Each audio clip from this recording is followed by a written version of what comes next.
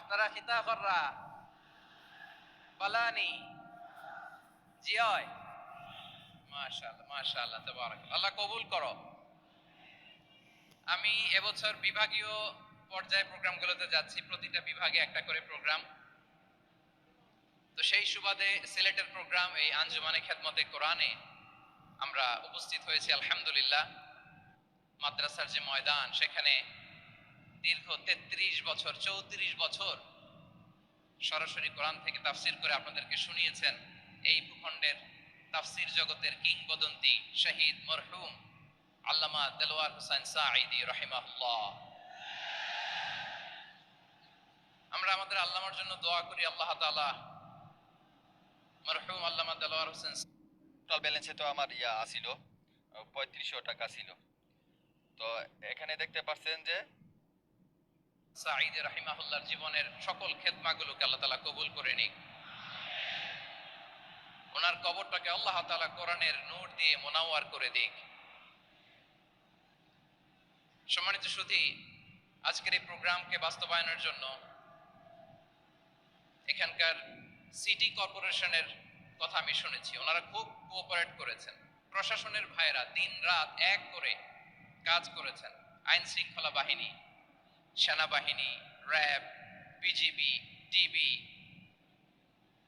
গোয়েন্দা সংস্থা থেকে শুরু করে সবাই অত্যন্ত পরিশ্রম করেছেন। এবং আঞ্জুমানে খেদমতে কোরআনের যে সুপারস্টার ভলান্টিয়ার্স ভাইয়েরা, আমি আসার পর থেকেই দেখেছি এয়ারপোর্টের রিসেপশন থেকে শুরু করে সিকিউরিটি প্রোটোকল এবং আমাদেরকে মঞ্চ পর্যন্ত নিয়ে আসা পর্যন্ত আমি দেখেছি অসাধারণ পারফরমেন্স তাদের। আমি আমার অন্তরের অন্তঃস্থল থেকে আঞ্জুমানে খেদমতে কোরআনের ভলান্টিয়ার্স ভাই যারা আছে তাদেরকে আমি শুকরিয়া জানাই। আজকের এই প্রোগ্রামে উপস্থিত আছেন সিলেটের রাজনৈতিক ব্যক্তিবর্গ, সামাজিক ব্যক্তিবর্গ, ধর্মীয় ব্যক্তিবর্গ। উপস্থিত আছেন সম্মানিত ইমাম সাহেব, খতিব সাহেব, মুয়াজ্জিন সাহেব, ইউনিভার্সিটি, কলেজ এবং শিক্ষা প্রতিষ্ঠানগুলোর সম্মানিত প্রিন্সিপাল স্যার, শিক্ষক মণ্ডলী, শিক্ষার্থী বন্ধুরা এবং আপামর তৌহিদি জনতা। সিলেটের নাম বললেই হযরতে শাহজালাল শাহপরানের রাহিমাহুমুল্লাহর নাম চলে আসে, ঠিক কিনা বলেন? শাহজালাল শাহপরানের পুণ্যভূমি। অনেক আল্লাহর ওলিরা এখানে শুয়ে আছেন।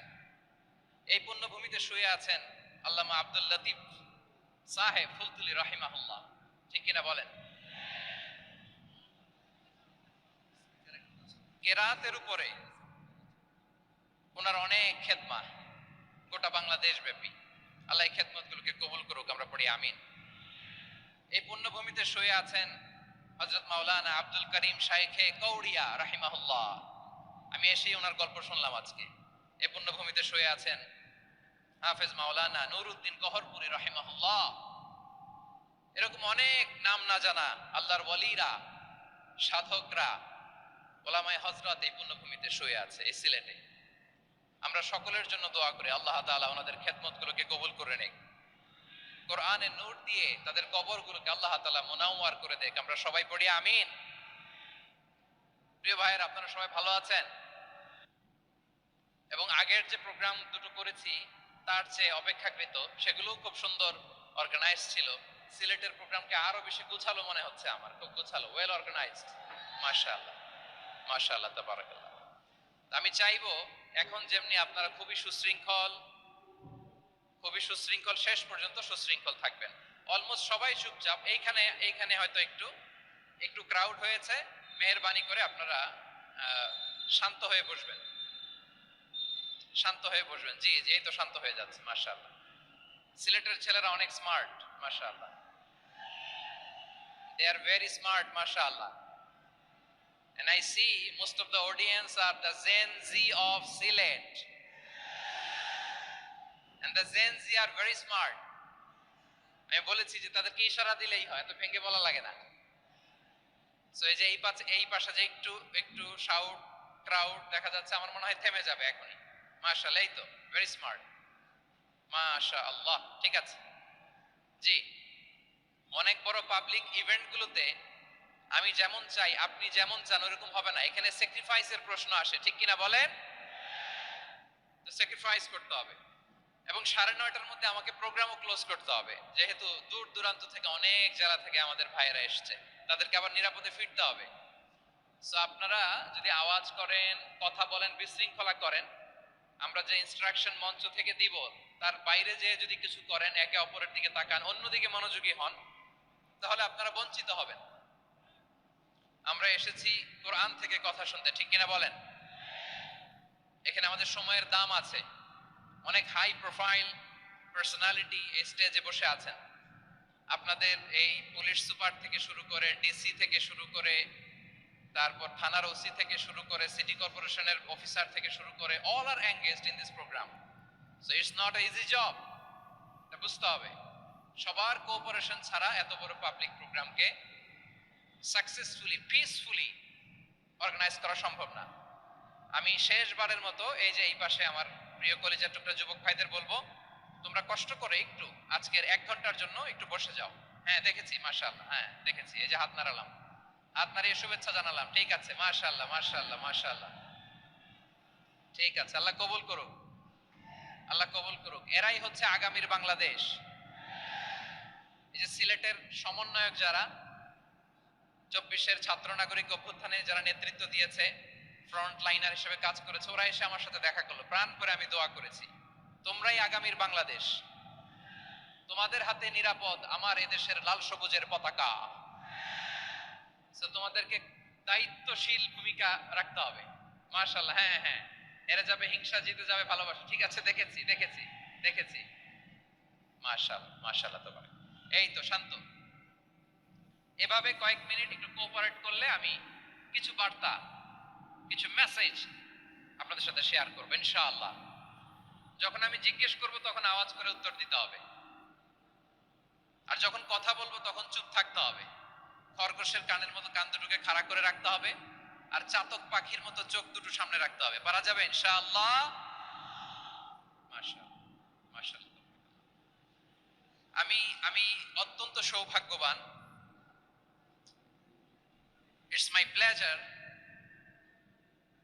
আমি অত্যন্ত সৌভাগ্যবান যে 3 দিন ব্যাপী আঞ্জুমানে খেদমতে কোরআনের এই চমৎকার তাফসীরুল কোরআনের প্রোগ্রামের শেষ অধিবেশনে আমার মতো এরকম নগণ্য, ক্ষুদ্র, ছোট্ট একটা মানুষকে কিছু কথা বলবার সুযোগ করে দেওয়া হয়েছে।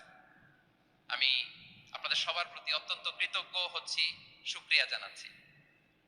আমি আরো সৌভাগ্যবান এজন্য যে জি জি জি এই জায়গা থেকে আমি আর আর আওয়াজ শুনবো না, হাতও দেখাতে হবে না, একেবারে সাইলেন্ট। আমি আরো সৌভাগ্যবান যে আমি অত্যন্ত নগণ্য, ক্ষুদ্র একজন কোরআনের ছাত্র হয়ে কোরআন থেকে যা বুঝেছি, এই কথাগুলো যখন দেশ থেকে দেশান্তরে যেখানেই যাই শোনাবার জন্য লক্ষ লক্ষ দিনী ভাইরা সেখানে উপস্থিত হয়, আলহামদুলিল্লাহ। এবং যারা আসতে পারেন না, এরকম কোটি কোটি বনি আদম পরবর্তীতে সোশ্যাল মিডিয়ার কল্যাণে তারা কথাগুলো শোনেন, আলহামদুলিল্লাহ। আবার এমনও অনেক আছে যারা আমাদেরকে পছন্দ করেন না, তারাও ডায়েরি, খাতা কলম নিয়ে, মোবাইল নিয়ে, ল্যাপটপ খুলে আমাদের আলোচনা শোনেন। আমি তাদেরকেও ভালোবাসি, কারণ আমার স্লোগান হচ্ছে, হেরে যাবে ওদের হিংসা, ষড়যন্ত্র, জিতে যাবে আমাদের ভালোবাসা। যারা আমাদের বিরোধিতা করে, আমাদের ব্যাপারে ঘৃণা ছড়ায়, তাদের জন্য আমাদের বুক ভরা দরদ আর ভালোবাসা আছে না নাই? কারণ ভালোবাসা দিয়ে যা জয় করা যায়, কঠোরতা দিয়ে তা পারা যায় না। তো যারা বিরোধিতার জন্য আমাদের আলোচনা শোনেন তাদেরকেও ওয়েলকাম। যারা আমাদের আলোচনা আউট অফ কনটেক্সট নিয়ে এক জায়গার মাথা আর এক জায়গার লেজ জুড়ে দেন, তাদেরকেও ওয়েলকাম। গত সপ্তাহে আপনারা জানেন খুলনা বিভাগের প্রোগ্রাম আমি দিয়েছিলাম যশোরে, আদ্দিন ফাউন্ডেশনের উদ্যোগে। তো যশোরের প্রোগ্রামের এক ভিডিওর পেছনে আমাদের কিছু দিনী ভাইরা 6 বছর আগের এক অডিও ব্যাকগ্রাউন্ডে জুড়ে দিয়ে বিভ্রান্তি ছড়ানোর জন্য সোশ্যাল মিডিয়াতে ছড়িয়ে দিয়েছে। তো তাদের প্রতিও আমাদের কোনো রাগ নাই, ক্ষোভ নাই, তারা হয়তো দিনই তাকাদা থেকেই করেছে, কিন্তু তারা হয়তো বুঝতে পারে না এই যে রিসেন্ট আলোচনার ভিডিওর পেছনে 6 বছর আগের অডিও জুড়ে দেওয়া, এটাকে বাংলায় বলে প্রতারণা। কি বলে? প্রতারণা, ধোঁকাবাজি। এখনকার আলোচনার ভিডিও আর ব্যাকগ্রাউন্ডে এডিট করে লাগিয়েছে 6 বছর আগের অডিও। এটারে প্রতারণা বলে, ধোঁকাবাজি বলে। আর বিশ্বনবী বলেন, মান গাশশানা ফালাইসা মিন্না, the person who deceives us he is not among us. যে আমাদেরকে ধোঁকা দেয় সে আমাদের অন্তর্ভুক্ত নয়। তো বিশ্বনবীর এই হাদিস তারা মনে রাখে না। তো এজন্য শুধু বিশ্বনবীর প্রতি সাল্লাল্লাহু আলাইহি ওয়াসাল্লামের প্রতি সেরেফ ভালোবাসা আপনাকে বাঁচাতে পারবে না যদি বিশ্বনবীর আদর্শ আপনি গ্রহণ না করেন। তার জলজান্ত প্রমাণ, আবু তালেব বিশ্বনবীকে অনেক ভালোবেসেছেন আলাইহিস সালাতু ওয়াসসালাম। পলিটিক্যাল শেল্টার, ফিনান্সিয়াল শেল্টার, সব ধরনের শেল্টার তিনি দিয়েছেন, কিন্তু বিশ্বনবীর আদর্শ মানেন নাই। মুক্তি মিলবে? হ্যাঁ, আওয়াজ করে বলেন, আবু তালেবের কি মুক্তি মিলবে? তাহলে সেরেফ ভালোবাসা আপনাকে বাঁচাতে পারবে। ভালোবাসার পাশাপাশি বিশ্বনবীর আদর্শকে মেনে নেওয়ার দরকার আছে না নাই? তো যারা এই সমস্ত কাজ করেন আমাদের ভাইয়েরা, তাদের জন্য আল্লাহ তাআলার কাছে আমরা হেদায়েতের দোয়া করি। আবার আমি দেখেছি আমার গত সপ্তাহের যশোরের আলোচনার একটা লাইনকে কেন্দ্র করে আমাদের অনেক রাজনীতিবিদ বন্ধুরা অনেক ক্ষুব্ধ প্রতিক্রিয়া দেখাচ্ছেন। ওই কথাকে নিজেদের গায়ে টেনে, নিজেদের গায়ে মেখে ওনারা ক্ষুব্ধ হয়েছেন। প্রিয় ভাইয়েরা, আমি বলেছিলাম যে এক দল খেয়ে গিয়েছে আর এক দল খাওয়ার জন্য রেডি হয়ে আছে। তো এখানে কি আমি কোনো দলের নাম বলেছি? বাংলাদেশে 48টা প্রায় নিবন্ধিত রাজনৈতিক দল, কোনো দলের নাম আমি বলিনি। কথাটাকে আমি জেনারেল রেখেছি। দায়ীদের বৈশিষ্ট্যই এটা, দায়ীরা জেনারেলি কথা বলে, যার যেই মেসেজ নেয়ার তারা সেখান থেকে নিয়ে নেয়।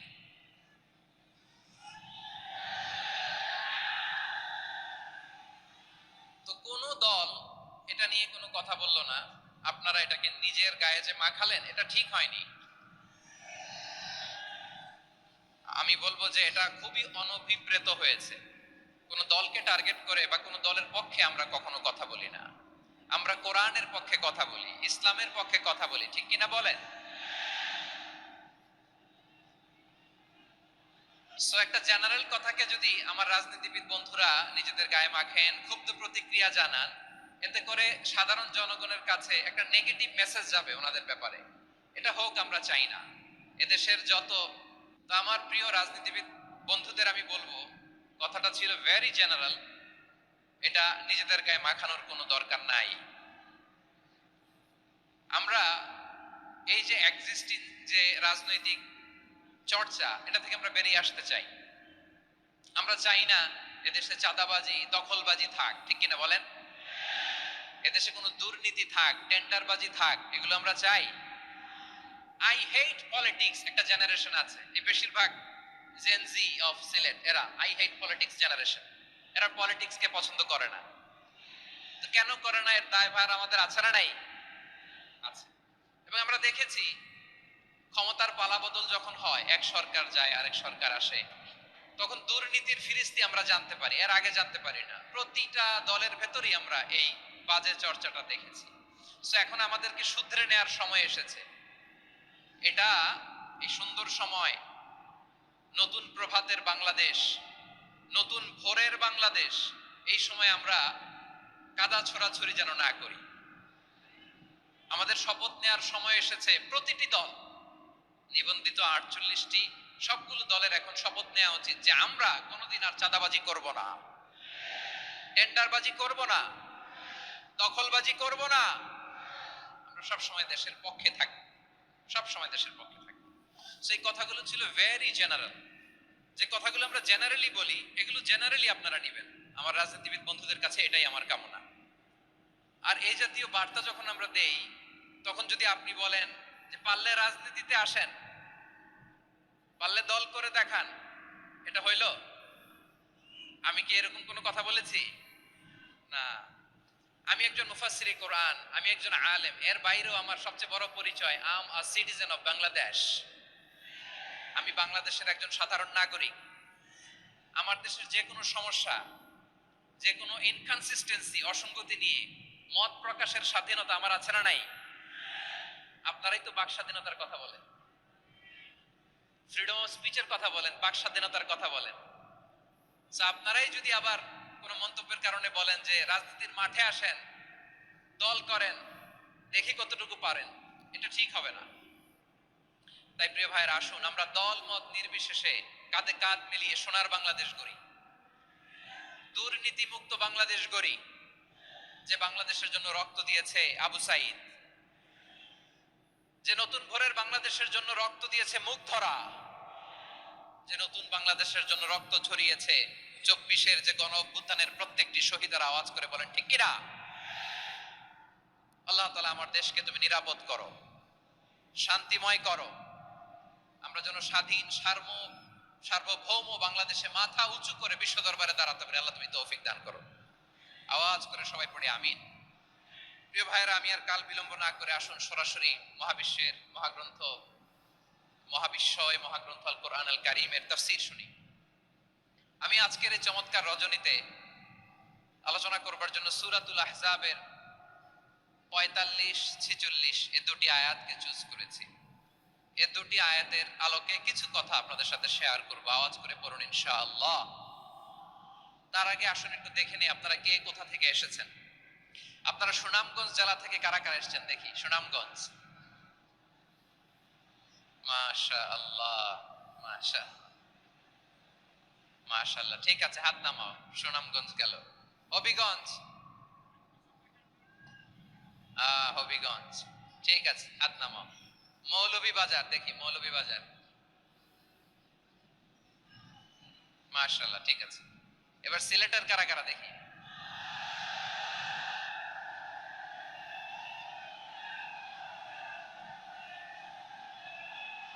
মাশাআল্লাহ, মাশাআল্লাহ। বক্কা, বক্কা, ঠিক আছে, ঠিক আছে, মাশাআল্লাহ, মাশাআল্লাহ, I like it, I love it, মাশাআল্লাহ। সুনামগঞ্জ, হবিগঞ্জ, মৌলভীবাজার, সিলেট। সিলেটের এই 4 জেলার বাইরে থেকে কারা কারা আসছেন দেখি। মাশাআল্লাহ, অন্যান্য অনেক জেলা থেকে আমার বাইরে এসেছে। মাশাআল্লাহ, আল্লাহ সবাইকে কবুল করুক। আজকের এই প্রোগ্রামকে, এই তাফসীরুল কোরআন মাহফিলকে আমাদের নাজাতের ওসিলা বানাক। 3 দিন ব্যাপী দেশের প্রথিতযশা অত্যন্ত বিজ্ঞ প্রাজ্ঞ ওলামারা যে সমস্ত আলোচনা, দিক নির্দেশনা এই মঞ্চ থেকে আমাদের জন্য রেখেছেন, আমরা যেন সেগুলোর উপর আমল করতে পারি। আল্লাহ তৌফিক দান করুক।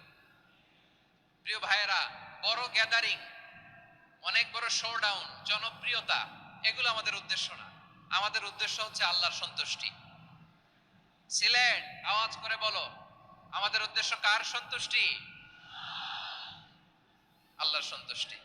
ওইটা যদি পাই যথেষ্ট, আলহামদুলিল্লাহ, আলহামদুলিল্লাহ। আসুন আমরা আমাদের নিয়তকে খালেস করে নেই।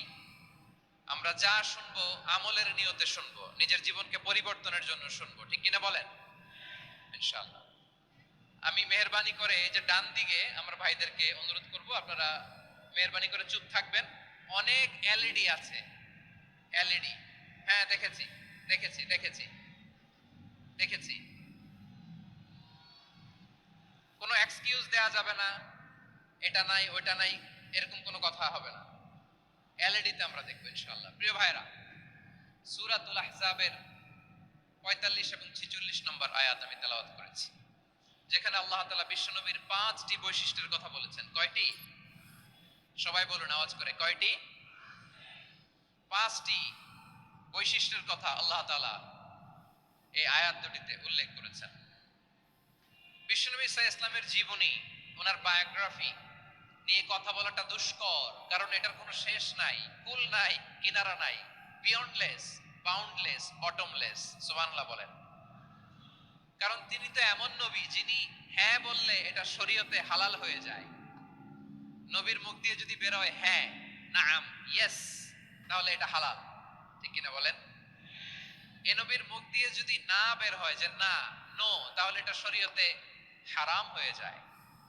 কেমন নবী আমরা পেয়েছি, যিনি হ্যাঁ বললে হালাল, না বললে হারাম, যিনি সাব্বাবা, এই আঙ্গুলি উপরের দিকে উঁচু করলে চাঁদ ভেঙে 2 টুকরা হয়ে যায়, যে নবী জমিন থেকে পা উঁচু করলে আল্লাহর আরশে মেরাজে চলে যায়, এমন নবীর উম্মত আমরা হয়েছি। যে নবীকে বাদ দিলে কোরআন বোঝা যায় না, কারণ এ নবীর উপরই কোরআন নাজিল করেছে কে? এ নবীকে বাদ দিলে হাদিস বোঝা যায় না, কারণ হাদিস তো এ নবীর মুখনিসৃত পবিত্র বাণী। সুবহানাল্লাহ পড়েন। এ নবীকে বাদ দিলে জান্নাত চেনা যায় না, কারণ জান্নাত তিনি চাক্ষুষ দেখে এসে আমাদেরকে মেরাজ শেষে বর্ণনা করে শুনিয়েছেন। এ নবীকে বাদ দিলে জাহান্নাম চেনা যায় না, এ নবীকে বাদ দিলে আমার রবকে চেনা যায় না। ঠিক কিনা বলেন?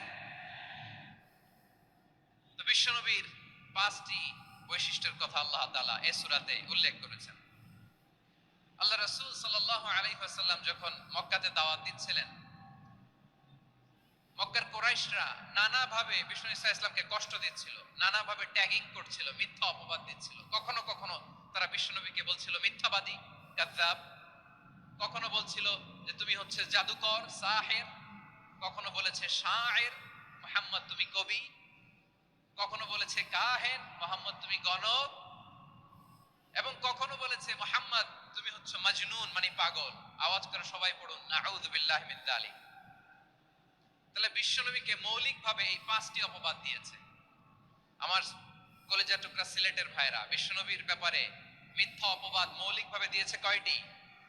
5টি। বলেছে তুমি মিথ্যাবাদী, বলেছে তুমি গণক, তুমি কবি, তুমি পাগল, তুমি জাদুকর। বিশ্বনবীকে যে 5টি অপবাদ দেয়া হলো, আল্লাহ তাআলা এটা সহ্য করেননি। এই 5টি অপবাদের বিপরীতে আল্লাহ তাআলা বিশ্বনবীর 5টি চমৎকার বৈশিষ্ট্য উল্লেখ করে সূরাতুল আহজাবের 2টি আয়াত নাজিল করেছেন। আওয়াজ করে পড়েন আল্লাহু আকবার। 5টি চমৎকার বৈশিষ্ট্য সূরাতুল আহজাবের ভেতরে রব্বুল আলামিন উল্লেখ করে আমাদেরকে জানিয়ে দিচ্ছেন, ইয়া আইয়ুহান নাবিয়্যু ইন্না আরসালনাকা শাহিদান ওয়া মুবাশশিরান ওয়া নাযীরা ওয়া দাঈয়ান ইলাল্লাহি বিইذনিহি ওয়া সিরাজাম মুনীরা। পড়েন আল্লাহু আকবার। রব্বুল আলামিন ডেকে বলেন, ও নবী, নিশ্চয় আমি আপনাকে সাক্ষ্যদাতা রূপে প্রেরণ করেছি, সুসংবাদদাতা রূপে প্রেরণ করেছি, সতর্ককারী রূপে প্রেরণ করেছি, আল্লাহর দিকে আহ্বানকারী রূপে প্রেরণ করেছি, আর আলো দানকারী চেরাগ রূপে, প্রদীপ রূপে প্রেরণ করেছি। পড়েন সুবহানাল্লাহ। 5টা বৈশিষ্ট্য। 1 নম্বরে আল্লাহ তাআলা বলেন, হে নবী, নিশ্চয় আমি আপনাকে সাক্ষ্যদাতা হিসেবে প্রেরণ করেছি। সাক্ষ্যদাতা, বিষ্ণু ইসা ইসলাম সাক্ষ্য দিবেন, এজন্য শাহিদ। শাহিদ মানে সাক্ষ্যদাতা। আওয়াজ করে বলুন শাহিদ মানে কি? তিনি সাক্ষ্য দিবেন। মুবাশশির, 2 নম্বর বৈশিষ্ট্য হচ্ছে তিনি মুবাশশির। মুবাশশিরুম বিরাহমাতিল্লাহি ওয়া বিল জান্নাহ। তিনি আল্লাহর রহমতের সুসংবাদ দেন, তিনি আল্লাহর জান্নাতের সুসংবাদ দেন। সুবহানাল্লাহ পড়েন।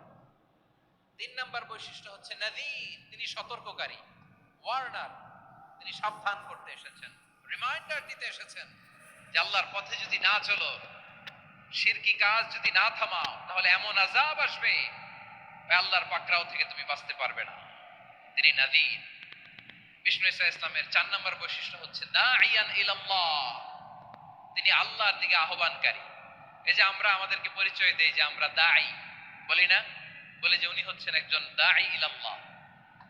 বহুবচনে আমরা বলি আদ-দুআত ইলাল্লাহ। এটা কোরআনের এই আয়াত থেকে এসেছে। সুবহানাল্লাহ পড়েন। ওয়া দাঈয়ান ইলাল্লাহি বিইذনিহি, আল্লাহর আদেশে বিষ্ণু ইসা ইসলাম আল্লাহর দিকে মানুষকে ডাকেন।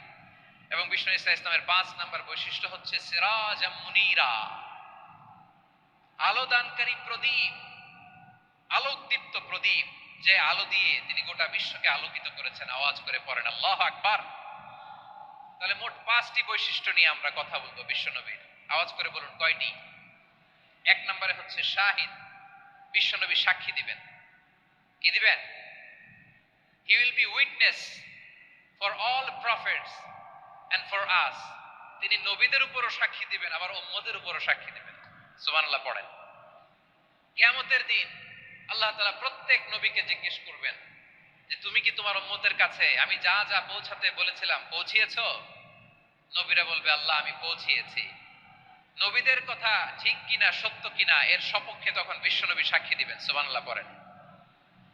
এজন্য রব্বুল আলামিন বলেন ফাকাইফা ইযা জি'না জি'না মিন কুল্লি উম্মাতিন বিশাহীদিন ওয়া জি'না বিকা আলা হাউলাই শাহীদা। তখন কেমন হবে যখন প্রতিটি উম্মত থেকে আমি একজনকে সাক্ষ্য হিসেবে বের করে আনবো, আর তাদের উপরে নবী আমি আপনাকে সাক্ষ্য বানাবো। পড়েন সুবহানাল্লাহ। তাহলে সব উম্মতের ব্যাপারে সেই উম্মতের নবীরা সাক্ষ্য দিবে, আর ওই নবীদের উপরে আমাদের নবী বিশ্বনবী সাক্ষ্য দিবেন। সুবহানাল্লাহ পড়েন। এজন্য বিশ্বনবী হচ্ছেন শাহিদ। শাহিদের আরেকটা ব্যাখ্যা হচ্ছে বিশ্বনবী সাল্লাল্লাহু আলাইহি ওয়াসাল্লাম আমাদের সাক্ষীর উপরে তিনি সাক্ষী দিবেন। তিনি নবীদেরও সাক্ষী, আবার আমাদের উপর উম্মতের উপরও সাক্ষী। সুবহানাল্লাহ পড়েন। রব্বুল আলামিন বলেন, ওয়াকাযালিকা জাআলনাকুম উম্মাতান ওয়াসাতান লিতাকুনু শুহাদা আলান নাস ওয়া ইয়াকুনার রাসূলু আলাইকুম শাহীদা। আর অনুরূপভাবে আমি তোমাদেরকে মধ্যমপন্থী উম্মত হিসেবে তৈরি করেছি, প্রেরণ করেছি। ব্যালেন্সড উম্মাহ, মধ্যমপন্থী উম্মাহ হিসেবে প্রেরণ করেছি, যাতে করে তোমরা সবার উপরে সাক্ষ্য দিতে পারো, আর যাতে তোমাদের নবী হতে পারে তোমাদের উপরে সাক্ষ্যদাতা। পড়েন সুবহানাল্লাহ। আমরা হচ্ছি ব্যালেন্সড উম্মাহ, আমরা সবার ব্যাপারে সাক্ষ্য দিব, আর আমাদের উপর সাক্ষ্য দিবে স্বয়ং বিশ্বনবী। সুবহানাল্লাহ পড়েন। তাহলে আমাদের নবী নবীদের উপরও সাক্ষী, আমাদের উপরও সাক্ষী। সেই বুখারীতে এসেছে আল্লাহ তাআলা কিয়ামতের দিন সাইয়েদনা নূহ আলাইহিস সালামকে বলবেন, নূহ তুমি কি দাওয়াত পৌঁছিয়েছো তোমার উম্মতের কাছে? নূহ আলাইহিস সালাম বলবেন, হ্যাঁ আমি পৌঁছিয়েছি। এবার নূহের উম্মতকে আল্লাহ জিজ্ঞেস করবেন, হে নূহের উম্মতেরা, তোমাদের নবী নূহ কি দাওয়াত পৌঁছিয়েছে? নূহের উম্মত বলবে, না আল্লাহ, আমাদের কাছে কোনো সতর্ককারী আসে নাই, কোনো নবী টবি আসে নাই, কোনো দাওয়াতও আমরা পাই নাই, আপনারাও চিনি নাই, জান্নাতও চিনি নাই, জাহান্নামও চিনি নাই। নূহ আলাইহিস সালাম বিপদে পড়ে যাবেন। তখন আল্লাহ বলবেন, নূহ তুমি বললা পৌঁছিয়েছো, তোমার উম্মত বলে কিছু পায় নাই। নূহ তোমার কি কোনো সাক্ষী আছে? তোমার কথা আর তোমার উম্মতের কথা তো মিলে না। তুমি বললা তুমি আমার নির্দেশনা দাওয়াত পৌঁছে দিয়েছো, কিন্তু তোমার উম্মত বলে পায় নাই। নূহ তোমার পক্ষে কোনো সাক্ষী আছে? নূহ আলাইহিস সালাম বলবেন, আছে। কে? উম্মতে মুহাম্মাদী। তখন আমরা বলবো, আল্লাহ, আল্লাহর নবী নূহ আলাইহিস সালাম তিনি আপনি যা যা বলেছেন ঠিক তা তা তার উম্মতের কাছে পৌঁছে দিয়েছে। এবার নূহের উম্মতের সাথে আমাদের ঝগড়া লাগবে। তারা বলবে, তোমরা আসছো আমাদের হাজার হাজার বছর পরে, তোমরা কি করে জানলা? তোমাদের সাক্ষী ধর্তব্য হবে না। আমরা তখন বলবো, আমাদের কোরআনে তোমাদের নবীর নামে আল্লাহ তাআলা একটা সূরা নাজিল করেছেন, সূরাতে নূহ। আওয়াজ করে পড়েন আল্লাহু আকবার। আমরা বলবো, আমাদের কোরআনে তোমাদের নবীর কথা আল্লাহ আমাদেরকে জানিয়েছেন, দিন রাত এক করে তোমাদের কাছে তিনি দাওয়াত পৌঁছে